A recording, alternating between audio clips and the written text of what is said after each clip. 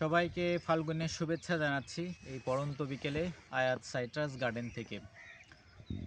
আমি আজ বাগানে অনেকদিন পর আসলাম, তো এসে সত্যি খুব বিমোহিত হয়েছি এই কারণে যে এই ফাল্গুন মাসে সাইট্রাস বাগানের প্রত্যেকটা গাছ ফুল এবং নতুন পাতায় ভরে ওঠে।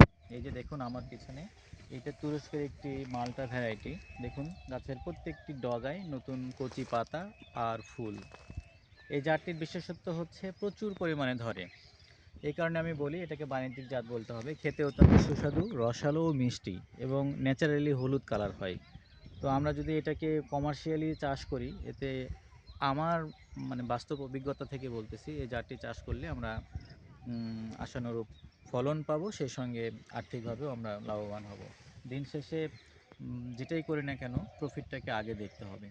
তো সাইট্রাসময় হয়ে উঠুক আমাদের পুরো বাংলাদেশ। সবাইকে আবারও ফাল্গুনের শুভেচ্ছা জানিয়ে আজকের মতো বিদায় নিচ্ছি।